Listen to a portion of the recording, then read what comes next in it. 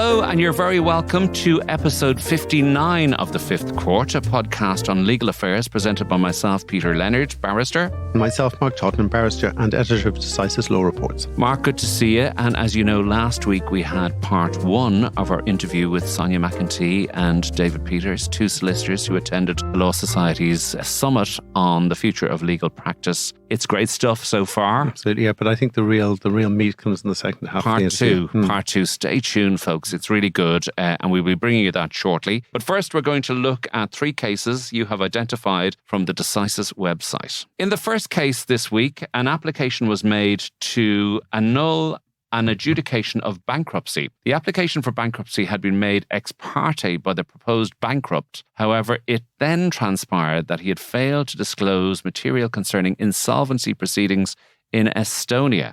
So this was the case of In Re Cruda, a bankrupt, and it's a Court of Appeal decision of Ms. Justice Pilkington. Yeah. So, as you know, an application for bankruptcy can be made either by a creditor of the proposed bankrupt, or you can apply to the court to yourself to be made bankrupt, basically, if your debts are in such a position that you're not going to be in a position to deal with them. But when you're making an application to the court ex parte, in other words, where there's no respondent, there is a requirement from the court that you give full and frank disclosure. There's a duty of candour, is the other way they put it.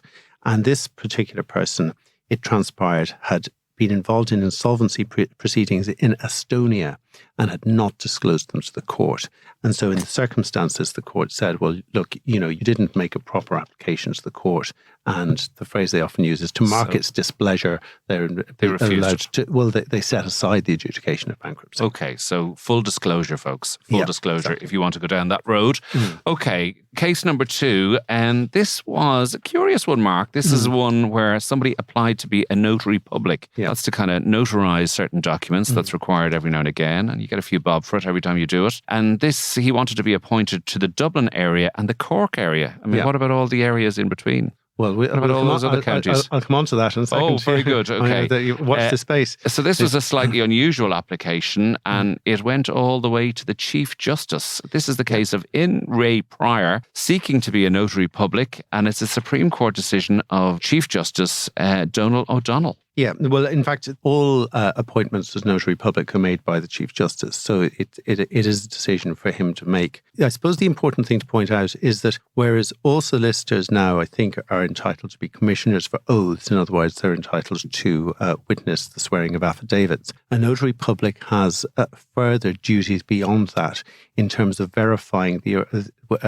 authenticating copies of documents. And it comes in particular where, say, there are documents that are used from one country in another country's proceedings. So you do require a notary public to be a person of very high standing, and there is a faculty of notaries public in Ireland that quite carefully polices the types of people who get appointed. But the general rule is that you should only be appointed for a particular area in order that you're available. You need to show to the court that you're available to practice in a particular area. This applicant had been appointed to Dublin and the surrounding counties, but then sought to be appointed also to Cork and the surrounding counties because he had another centre of operations there. And Mr. Justice O'Donnell looked at the fact that he passed all the qualifications to be a notary public and really appeared to ask the question, in this day and age, do you need to be appointed to a particular area?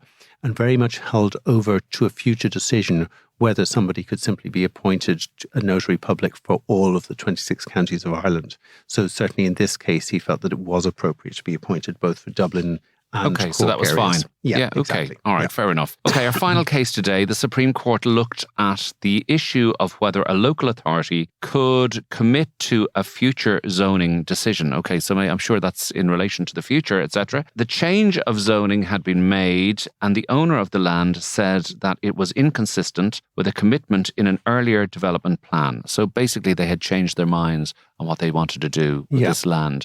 This is the case of McGarrell Riley Homes Limited versus Meath County Council. And again, it's a Supreme Court decision of a friend of the show, Mr. Justice Gerard Hogan. Yeah. So what happened in this case was there was a 2014 development plan in County Meath. And in the development plan, or in fact a variation in the development plan, I don't think we need to go into this, they said that a particular piece of land in the future would be zoned in a particular way. Then in the subsequent development plan, which I think was in 2019, or that would be the usual time period, they didn't zone it in accordance with what looked like the commitment in the earlier development plan. And so the developer in this case clearly felt that they had a good case to bring to judicial review. But the question the Supreme Court asked itself was, well, can a local authority commit to a future zoning decision? Isn't their power only to make an individual development plan and not to that, which is effectively a 5-year plan? Can they then say, oh, but in the future we will then do whatever it is? And under the relevant legislation, they said, no, they don't have the power to do that. All they can do is zone things in an individual development plan and not commit to a future zoning decision. That makes sense. I mean, future generations are allowed to decide as they will, Mark. They will. Okay. Indeed. All right. Thank you very much for those cases. And we're back shortly with part 2 of our interview with solicitors Sonia McEntee and David Peters. Silence in the Fifth Court. If we go back to the district court and crime, etc., David, you do need to be there. You do. Is there more that the court services could do for you? I mean, we've talked before to Angela Denning, who's in charge of the court services, and I think she is very ambitious in terms of how she wants to push out courts, and some of those old derelict buildings are being done up, and there's more courts throughout. But what about maybe the superior courts? Would that be of assistance if there was more activity? We know the High Court will go on circuit for 2 weeks at a time for personal injuries claims or whatever. Would it be better to push the superior courts out throughout the country and have them sitting on a regular basis? Would that be of assistance? In terms of developing rural practices? Yeah. Well, I mean, a town like Nenagh has circuit court sittings 4 or 5 times a year for 3-4 weeks at a time. So we do have quite a lot of circuit court sittings in Nenagh. And also, I would travel to Limerick, or you might go to other places. So I don't think that necessarily is where the court service should be acting. It's more what the court service have done to rural Ireland over the last number of years that concerns me. They have closed a huge number of courts in towns right across the country. And I know that was done because of the recession and they needed to save costs. They called it rationalisation, but it was all about cost savings. And they closed courthouses I'm just talking about Tipperary because that's what I know, but they closed courthouses in Rossgray. They closed Templemore. They closed Newport. They closed Bersicane. So all of that obviously had a negative impact on solicitors. Do they still have the courthouse with the turf fire in Tipperary town? It's long gone, unfortunately. Yeah, just kind of come in with a sod of turf to kind of... Tipperary town, that's a good case in point. The people of Tipperary town now have to travel to Nenagh to attend their local district court. And there is no direct bus service between Tiptown and Nenagh. If you want to get a barring order, if you are summoned to court, you have to get a bus. You don't have transport. You have to get a bus to Limerick and then get a bus from Limerick to Nenagh. So a lot of these courthouses were like sort of open kind of one day a fortnight. But yeah, it costs a lot to keep a building going for a very, very limited use. I mean, there might be other... It costs people an awful lot to have to travel to court. It costs the guards an awful lot to have to leave their local stations to travel to court. Yeah. All the costs were pushed back onto rural society. That would be my issue. Now, yes, of course, you can't have a court in every crossroads, just like you can't have a hospital in every crossroads. And that's another hot button issue, obviously, in political terms. But sometimes I think people think, technology is the future and technology is the way to go. And there are lots of benefits to technology, right? But this hasn't worked for rural practices. Look at where we are now. Look at the fact that towns that don't have courts anymore are now without solicitors, a lot of them, so you have these legal deserts that are now developing, right? So instead of improving things and making things better for society, actually, are we making things worse, Just something to think about. I don't know what you think, Sonia. I think there is a question there that, just because we can do something doesn't necessarily mean we should do it. And I don't know whether that's given enough consideration along the way. And when we talk about, meeting with clients, I suppose we've talked about it in the district court in the criminal context. But, you think about your vulnerable clients too. You referenced older clients as well, clients who are not tech savvy. There's no point in setting up a Zoom meeting with an 80-year-old. It's just not going to, likely. Some 80-year-olds, right. And you have to be careful how you approach these things. Absolutely right. But, we can't rush to technology without taking account of everyone in society. And it's not just about an older cohort of citizens. 1 in 6 adults in Ireland is functionally illiterate.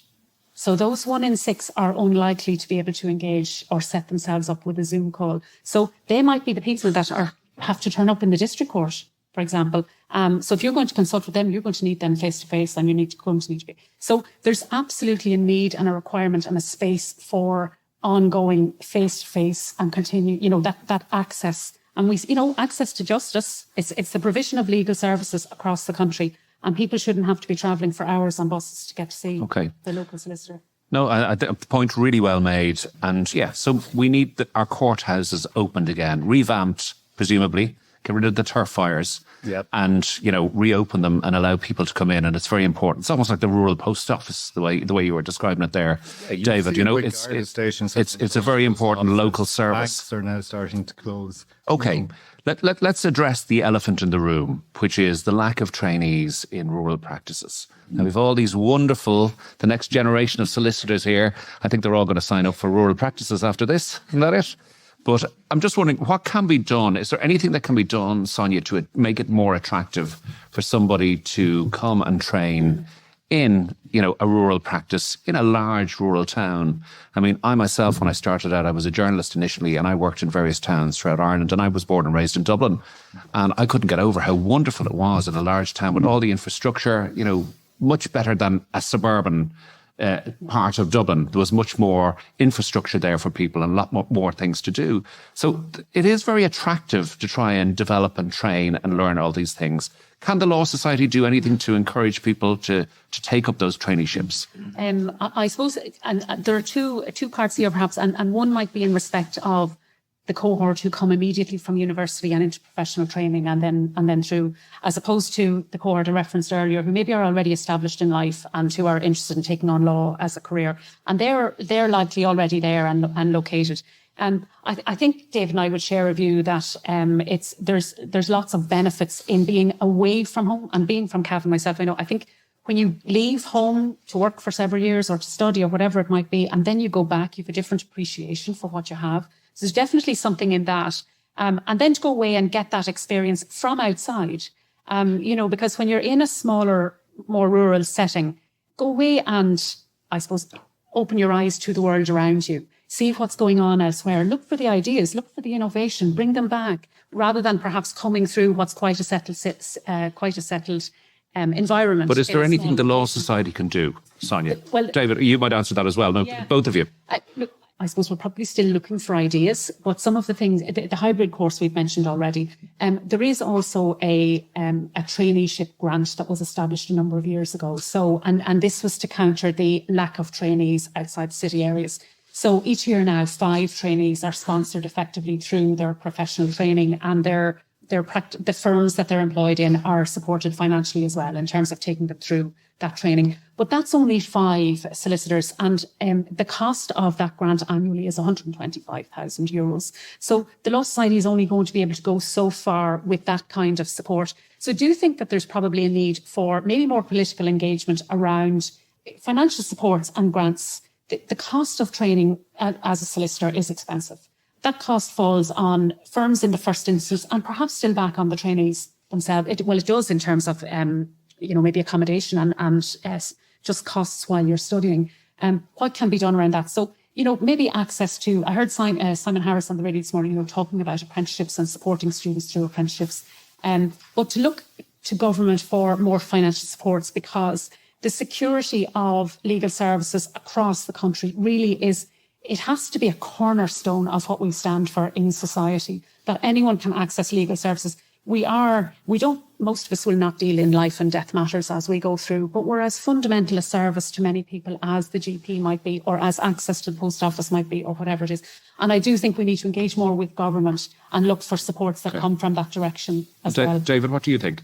Could there be more done by the Law Society or by kind of the legal profession generally, court service? What more can be done? So there's a few things, like you mentioned earlier on about the level of regulation that goes on in legal practices, and they are correctly regulated and they have to be regulated, and that's all accepted. But like in many other areas, in other professions, the regulation has gone too far, in my opinion, in relation to smaller practices, in terms of things like For example, anti-money laundering regulations. It used to be that you had to make sure you had photo ID, proof of address for all your client, which is fine. Even though you may have known your clients for 20 years, you still have to get that documentation. But now you have to carry out an assessment. You have to fill in a questionnaire. This has to be on your file for every single file. I had a probate. It was in fact my mother-in-law's probate. I had a law and society inspection, which I'm totally in favour of. You have to have inspection, particularly when it comes to accounts. You're looking after lots of clients' monies. But I was told that I needed to have photo ID from my own wife and my wife's brother on the file. And where was my AML questionnaire? And I started to put up an argument. I was told, well, you could make that argument, but it'll be going into my report that you didn't comply with that regulation. We should say AML. Anti-money laundering. Right. This is for a probate, my mother-in-law's probate. That's just an example of how ridiculous it has gone. Right. Bad enough to have to get photo ID, but to have to fill in a questionnaire as to what is the risk of money laundering in respect of my mother-in-law's probate just makes no sense. Right. So in some respects, I think the Law Society, they need to have different sets of rules for smaller practices so that they are not bogged down with that sort of regulation. Again, taking on a trainee, I would love to take on a trainee, right? But they know nothing. You have to accept that, right? You don't know anything yet. And I have Can't wait for the questions to start, David. Yeah. And like the law says, and I was a trainee once, but you have to pay them at least the minimum wage. You have to pay them when they're in Blackhall Place. And a lot of trainees would be expecting to get their fees paid for. I can't afford that. That's just one of the issues, that's just something. But it's never going to be attractive if somebody else is going to pay fees, give a decent salary. Correct. I mean, it's very hard. How do you do that? Why is that would going it to go on forever then, Sonia? Sorry, is what going to go on forever? The fact that, you can't compete. A small rural practice can't compete with, let's say, those skyscrapers along the quays that are able to have these wonderful parties and bring people in and all that sort of stuff. Yeah. So how do you do that? Well, maybe to go back to what I was saying a few minutes ago about some kind of further supports that are available for more rural areas and specifically with a view to maintaining a level of service for the general public. So, and will that be sufficient to attract someone who goes to study, comes to Blackhall Place and then immediately come back into that rural area? I suspect not. People want to go and see the world. I went off and did the round the world trip after I qualified as well. I'd highly recommend it to everyone as a life experience, and bring your experience back into practice. It's going to continue as an issue, Peter, for as long as, I suppose, those financial barriers, and they are barriers, are there to training and qualifying as a solicitor. I think this might be the appropriate moment to open the discussion out to the floor. We've got another 10 minutes or so. So I think we have a roving microphone. Does anybody want to ask a question about anything they've heard so far to either our guests or even to myself and Peter about the future of legal practice, particularly in relation to small rural firms? Thank you so much for your talk. It was great. I suppose my question would be for David, more specifically. Just personally, I am also from a small town in Tipperary, great as it is. But I suppose, would you have any advice for potential trainees? I suppose a lot of us here probably have colleagues or, family or, past students, whatever, that may be looking to get into law in some way.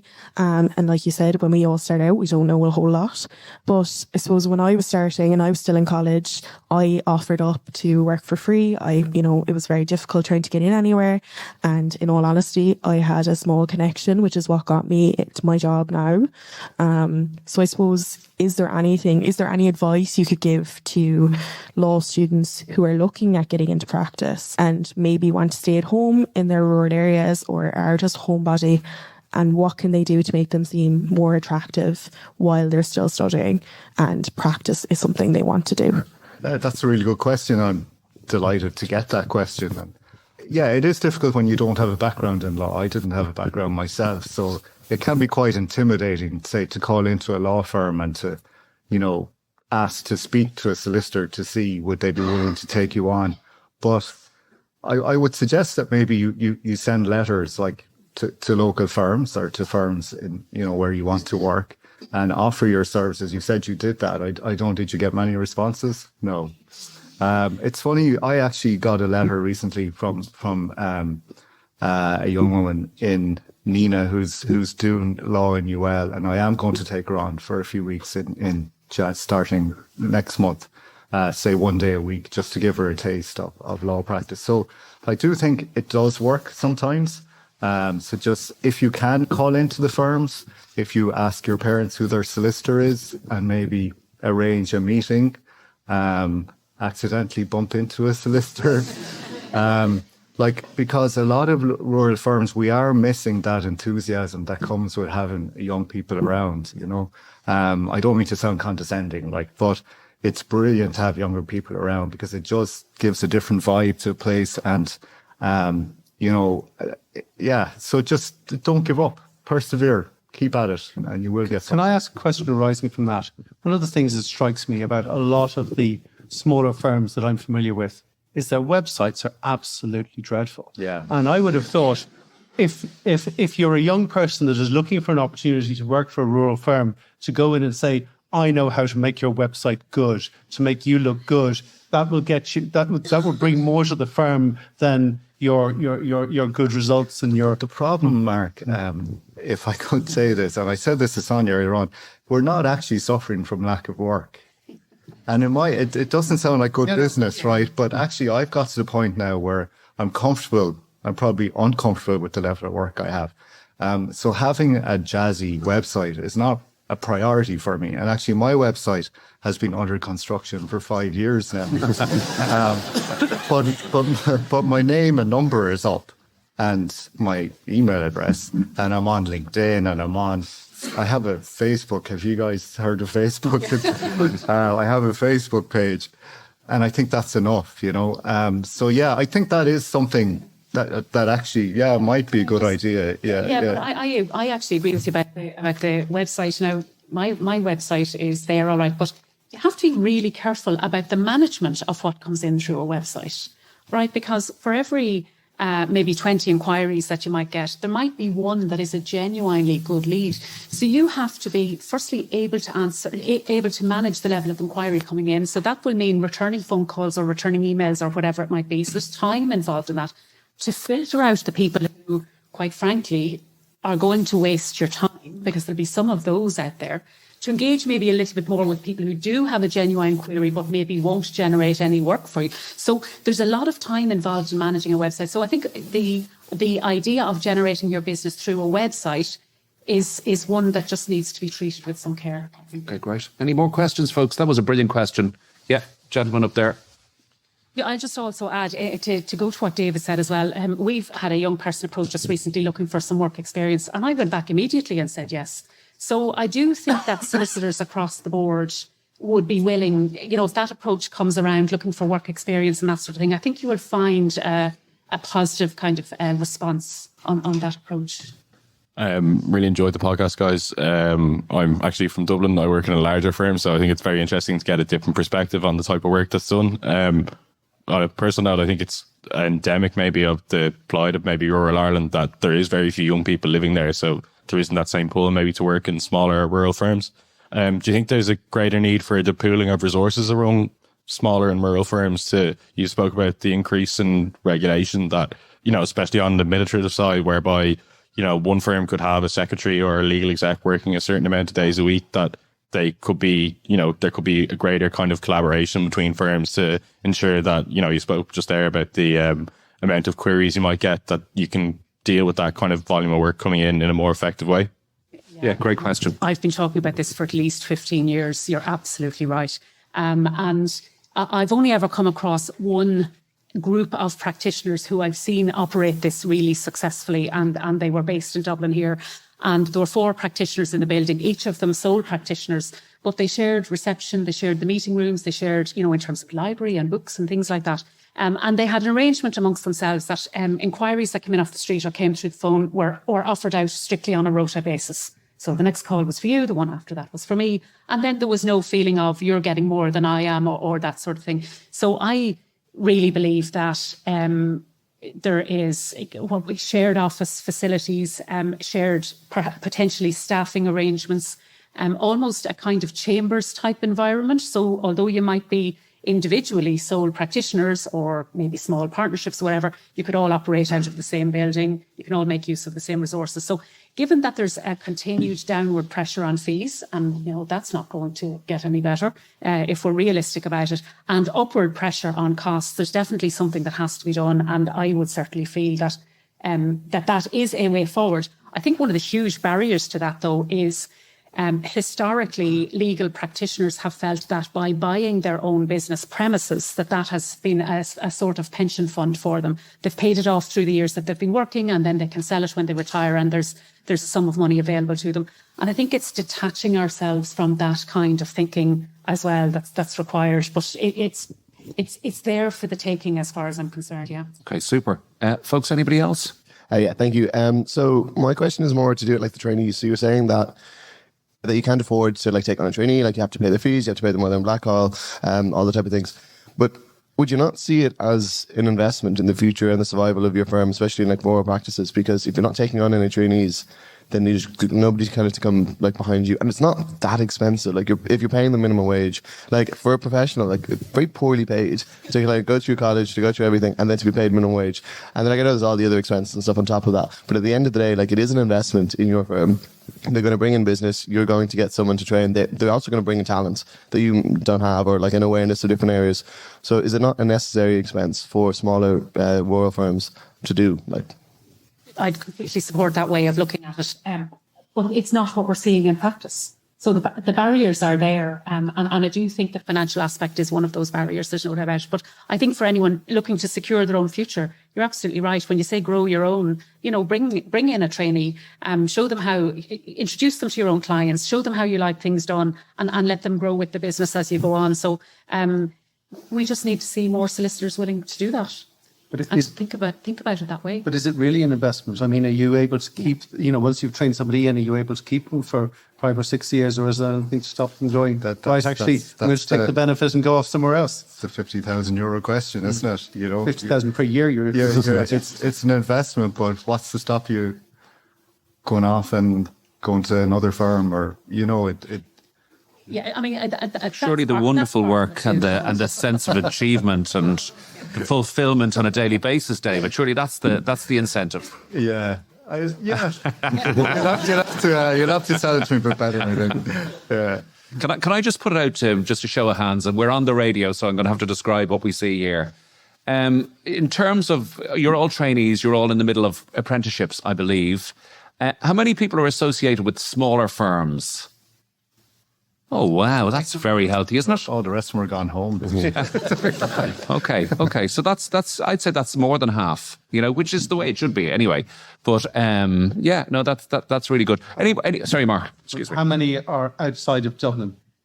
Must be about a third, at least. Well, this is largely the hybrid group that we have today. So I think in the core PPC group, I think it's 75%. That stat is not completely accurate, but it's a hugely commercially Dublin-based numbers. Okay.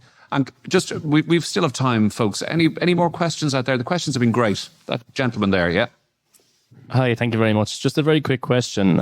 With the pull that Dublin firms, the big firms, offer in terms of paying for your fees at a higher salary, you obviously talked about the reduction of trainees and newly qualified solicitors in rural practice. Do you feel that's going to have a negative impact on the legal services available to people in rural communities, because you might be getting a good solicitor into your firm rather than a great solicitor because the big firms are pulling them? And then also, is the survival of your firm going to be based on people like yourselves who return back to rural practice after practicing in big cities? Well, maybe just to go to the first part of that, I'd be a little hesitant to draw a line between good solicitors and great solicitors, because I think every solicitor has the capacity to be a great solicitor. I don't think that goes or is reflected in the firm that they work for. With Dave and I have both mentioned areas of law that we operate in that are highly technical. You really need to know what you're doing. So I think small practices have great solicitors too. But you're absolutely right. And I think that's really what we're saying here today, is that the lure of the city and potential and to a greater extent the larger firms is there, and it is having an impact. But it is a problem that has been developing over, maybe 10 or 15 years, but we've just seen it accelerated, I think, in the last number of years. And now it's coming to a point where we think, oh gosh, we need to start doing something. We need to start doing something about this. Can I just ask you, just pick up on something you said before, Sonia? You were saying that fees are going down, while kind of costs are pressure, and costs are going up. Yeah. And then picking up on what David said, you said you have more than enough work. You're out the door with work. So, I mean, the supply and demand, the laws of supply and demand. I mean, why are fees going down as a result of that? Sorry, do you want to? Yeah. It's a funny one, right? And obviously we should be careful how we talk about fees because we're all individual enterprises and we can't be seen to have concerted practices or anything like that. But speaking anecdotally, people are afraid to put up their fees, even though they might have a lot of business. They don't want to be known as the most expensive firm. I think certainly in contrast to auctioneers' fees, for example, I do think there's scope for solicitors to charge more when it comes to conveyancing. And I can't understand why solicitors don't charge a bit more. And I can speak for myself. I do charge a bit more than colleagues and my business hasn't suffered as a result of that. I think if you provide a good service and you get a good name, I think people will come back to you. I think we've been a little bit overly negative. Like there are huge positives to working in a town like Nenagh, in a large town, as Sonia said earlier on, like in terms of work-life balance, in terms of your ability to get involved in the community, in terms of when you have kids and you have a young family, being close to schools, being close to your home. Like I left work at 10 to 6 yesterday. I had a gym class at 6 o'clock. I was able to go home and change and be in my gym class for 6 o'clock. There are huge advantages to working in rural Ireland. And I think we just have to get better as a group in selling that and in marketing the positives that are there. Okay. I see John sitting down. John, we want you moving again. Any more questions up there? Something that might assist small practices would be a staggered fee payment for blackall fees. I'm paying my own fees and, it is a huge expense and it's something that could put off people who might want to get into law. A firm can't pay. They can't afford, avail of the grant that's available as well. To have been able to pay in a staggered format over the year of the hybrid, that would have been hugely beneficial. Now, I was just about able to manage it, but, it's an option. Maybe the Law Society might think of, extending to... Something to reflect on. Yeah, absolutely. Okay, great point. Before final question. No, I think it's still... Is there a few more questions in the house? Let's get a few more, Mark. We can time pressure. We can do a marathon session. We could do 3 shows. So I'm actually with a very, very small practice. It's a sole practitioner and I'm in fact the only employee that he has. So it's about as small as you can get. But I'm just wondering, do you think it'd be worth promoting for encouraging trainees to approach smaller offices, looking at, as you were talking about, those benefits that are there, the potential for greater variety in terms of the experience that you get. So I know personally, I'm very fortunate in that I'm actually dealing with a number of areas of law, whereas I know a lot of relations that I have that have studied, they're just stuck in conveyancing or in commercial, for example. Yeah, I think the direct approach, and someone referenced earlier about the writing of letters, was that I know I was looking for what was an apprenticeship at the time, back when they were scarce, really scarce, and I think I sent out like 200 letters before. It was like that. I've no connections in law either. So yes, I think a more personal approach, I think, is definitely a good idea and a way of trying to distinguish yourself, because when we're under pressure in the office, and we've heard this already, the letters that come in don't always get replied to.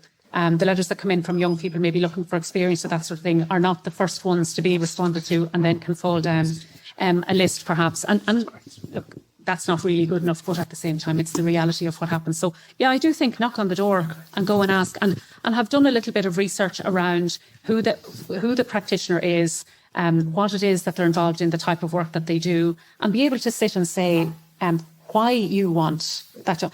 I put a post up on LinkedIn in the last couple of days about having offered a young woman a job at one point. And the reason I offered that young woman the job at the time was because she said to me at the interview about how much she wanted that job with me. Yeah, I would say... And that was actually all it took for me to choose her from the... So really work on where you're going and let them know.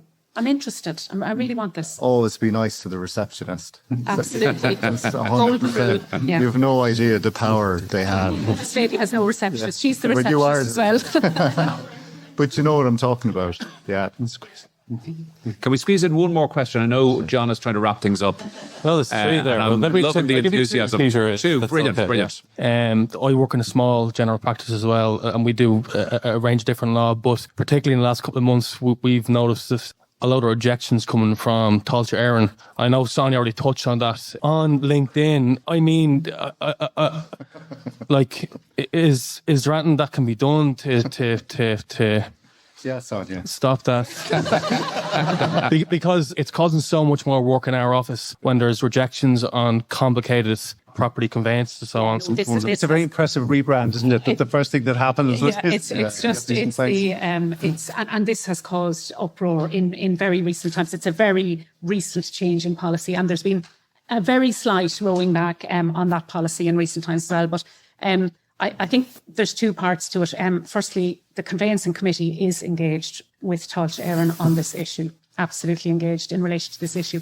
And the second thing is, I suppose the views that are coming back from Tulsa Aaron do indicate that there are improvements to be made in the quality of applications that are being lodged. So I'm not necessarily talking about something that's more complex. And where applications are complex, they can take the time, and sometimes things are overlooked or errors are made. But it's really important when you're sending documents out that you check that they're signed, that you check that they're witnessed, that you check that there's a witness description on the deed, for example, that you check that they're dated. And the one that is utter bugbear, you check that the folio number is on the stamp cert. Because although the revenue commissioners don't need to know that, the land registry do, or Tulsa Aaron does. So I think there's two spots to say the Conveyancing Committee is very much on that issue. Yeah, I'm going to be a bit more forceful here. I think it's totally unacceptable. We pay land registry fees to Tulsa Aaron to process the application. And the fees are quite high, and they're based on the value of the property, actually, which, tells its own story. But I do think the least they can do is let you know what the problem is. And okay, I get it that they're frustrated that they might be getting a lot of applications with mistakes, but sure, then they should just maybe send us a list of those mistakes that we can maybe review, or a checklist or something that we have to send with the application. But it's not good enough to just send it back and not tell you why. I mean, you're going to have a situation now where you're sending something 3 or 4 times because you're trying to guess what the issue is.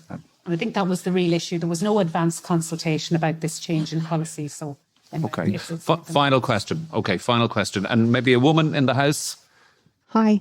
I know you said that you weren't against the pooling of resources, but would you think, like in a rural area, that maybe a couple of solicitors could get together and train one person, a local person, to say, look, I'm great at this and you're great at that. Why don't we give this person wide exposure and we'll all contribute to their training and split the cost? What a great idea. That sounds like a really good idea. I don't know, is that possible with the way it's... I think you'd still have to have one principal training solicitor, and then I think there would possibly be secondments maybe organised with other firms. I think it is something that can work. It just takes people coming together to make it work. And the only maybe issue I'd see that might need a little care and attention would be the likes of client confidentiality, where you're working with maybe more than one firm in a smaller area. But that should be said, it's common enough at the bar for somebody to principally devil for one person, but then do work for others just to get the variety of experience. It does seem like something that should be. Sounds like a good idea. Yeah.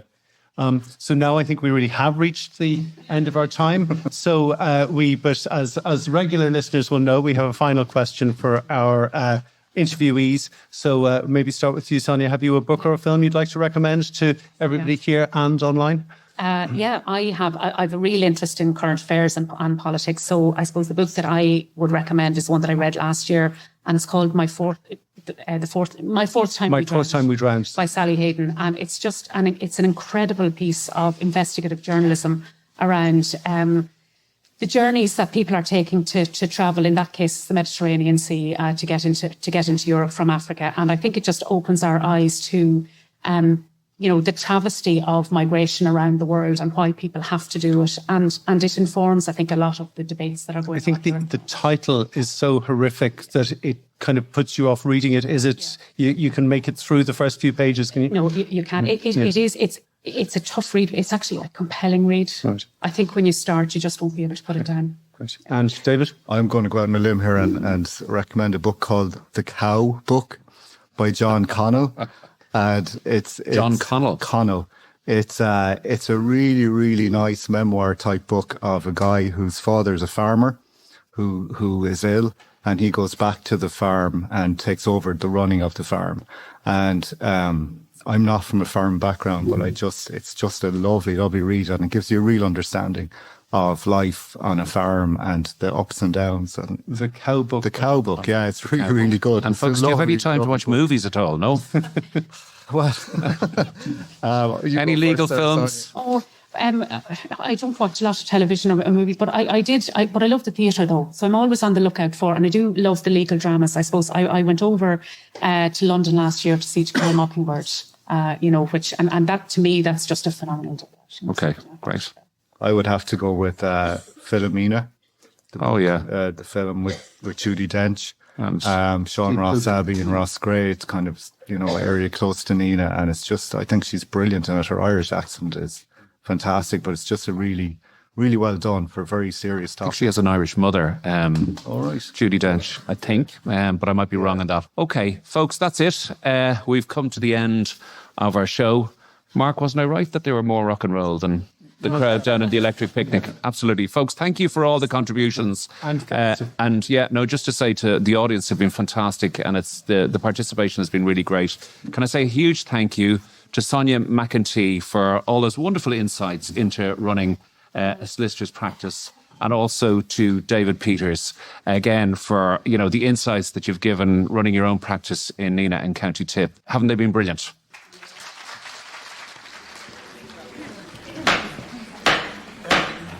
The Fifth Court will adjourn until next week.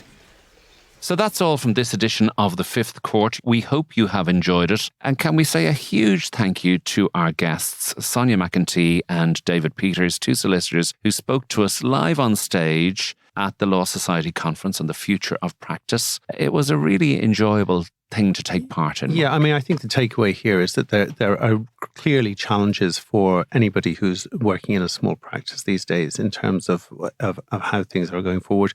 But there are going to be opportunities arising from new technology, and I think people who are interested in working in that area may, if they're ahead of the game, may well be in a position to capitalise on it. No, I think it was a really valid discussion, and hopefully it does assist with that. Okay, before we go, can I just say a big thank you to our producer, Conal O'Moroyne, and to Lee Brennan of the Dublin South Podcast Studios for their wonderful work in recording this show. So from me, Peter Leonard, and myself, Mark Tottenham, thank you for listening, and we'll see you soon in the Fifth Court.